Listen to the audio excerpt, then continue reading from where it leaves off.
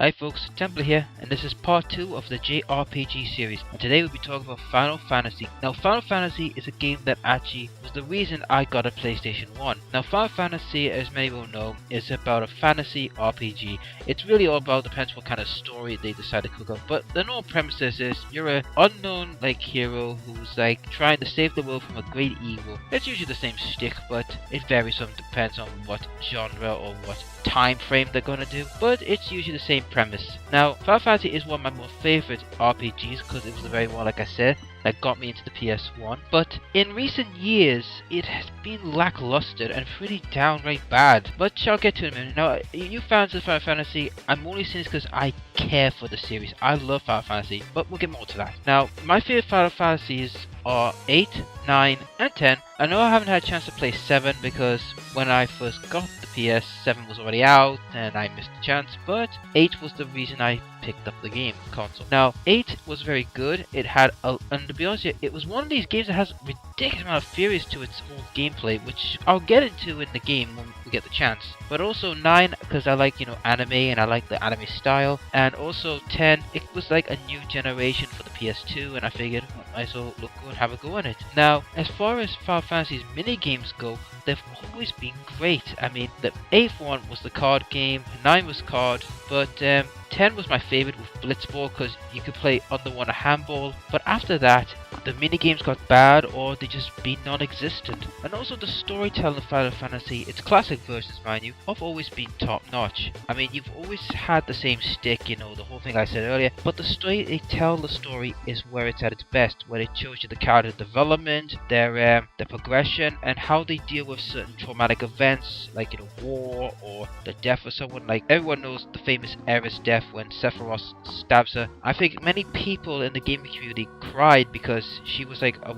not a well-liked character, but when she died that way, everybody shed a tear for her. Now, to be honest here, the newer Final Fantasies have been absolutely diabolical, and I'm going to say this with whole gusto, they've been crap. Let's start with F2. Now, F2 was the sequel to Final Fantasy X, which features Yuna as a main character. Now, don't get me wrong, the story was okay, but the gameplay was, oh my god, how can I put it, pretty bad. Also, the exploration was cut down quite a bit, and the whole garment thing, okay, it was a unique take, but when they took away the classes of, who was who, like, for example, Lulu was like a black mage, you knew Waka was a hitter, Auron was a heavy swordsman, and you knew that Tidus or Tidus, whatever you want to freaking call him, was the light swordsman. You had Riku the thief, and it just, took that away and it made the characters look diluted. Now, Final Fantasy 11 was more of an online role-playing game, which was, I think, was trying to compete against, World of Warcraft, but it didn't succeed. It pretty much got killed. And as for 12, my god, where did they go wrong? The premise sounded so good. Sky pirates,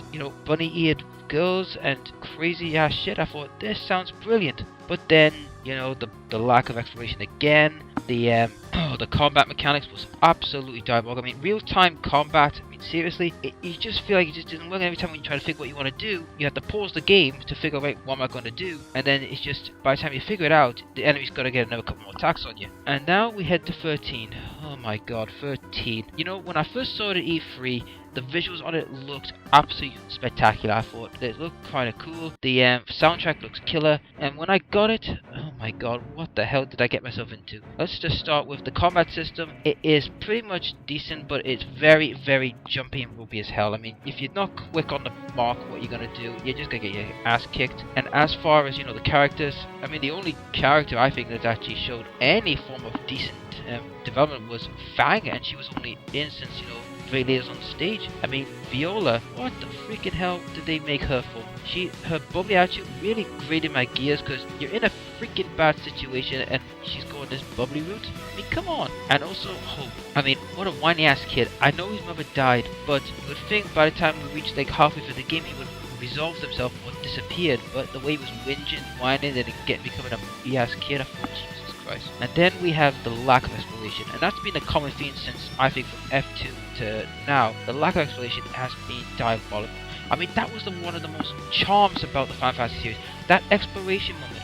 I mean, in Final Fantasy VIII, once you got past, Disc 2, you could literally explore anywhere. Well, apart from locked areas, but most of the game you could explore, and once you got the Ragnarok ship, you could go anywhere you pleased, and that was the best part. But they took that away. Now, as far as Final Fantasy 15 goes, yeah, I've had a look at it, and to be honest with you, it looks interesting, it looks cool, but however, I'm gonna wait and see what they do with the combat system and the story system. Now, as far as the combat system goes, you gotta go one of two ways. Either go turn-based or go full action, because the in-between kind of stuff, to me, doesn't work. It's kind of clunky and bad. And oh yeah, I forgot to mention as well, F13 2 and F13 3. I'll be honest with those two, pile of junk. I literally didn't enjoy them. I thought they were just a grind and a bit of a, dragged out, boring fest, to be honest with you. Now, as far as Final Fantasy's future goes, if 15 is not done right, I think it's going to end the series pretty much there and there. And I hope it doesn't, but if it does, the only way Square Enix can pull this franchise back from the death is to remake 7, 8, 9, and 10, but for all ports at least. And as for Final Fantasy 14, I haven't played it. It's an online game, but what I've been hearing, it's been having a few problems, so